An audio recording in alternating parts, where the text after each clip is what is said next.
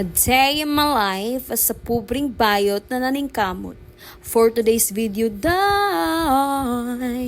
For today's video, ako lang i-share ang akong daily life routine. Musayo og mata, mag-prepare para mutrabaho na pod.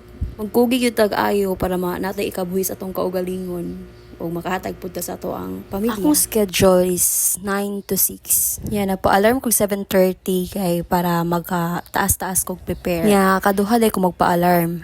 7:30 para mag-prepare og 8:30 para mulakaw. Og di na mawagtang ato ang sunscreen dai di jud na siya permi. Maglakaw pa ta tapos sinigabot na to kay ato bang pahita sa computer. Sao na la di ta kabalo mo amping sa tong kaugalingon. Itom na gani nya.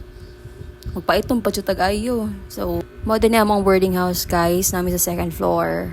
Akong kauban kay si Daphne, akong uyab. Charot!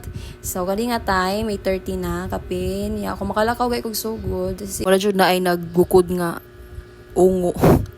So, kali nga time, niinom ko nag-enervo ning ani jud ko mudaglakaw. Tas-tas yung lakawan guys. Mga 10 minutes na gina ako siya lakawan, pero I don't know.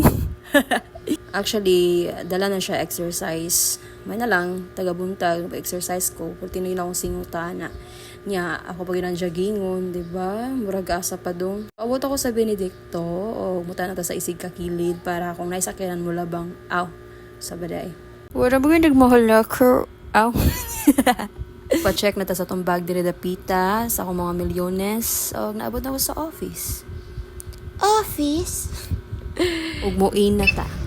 Please place your thing. You are authorized. Ug kaduha day mi muin guys. Muin pud mi sa Viber na mga group chat.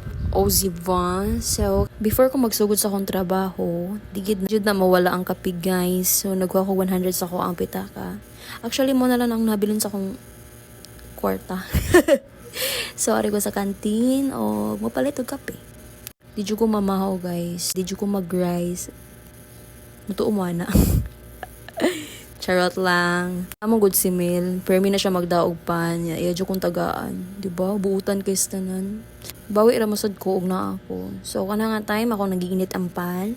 Humot kay siya guys. Lami na kay kaunon. So, kana nga time ako nagikuha ang pan. Tapos, ako nag-slice. Siyempre, ako atong dako. Kaya ako may dako.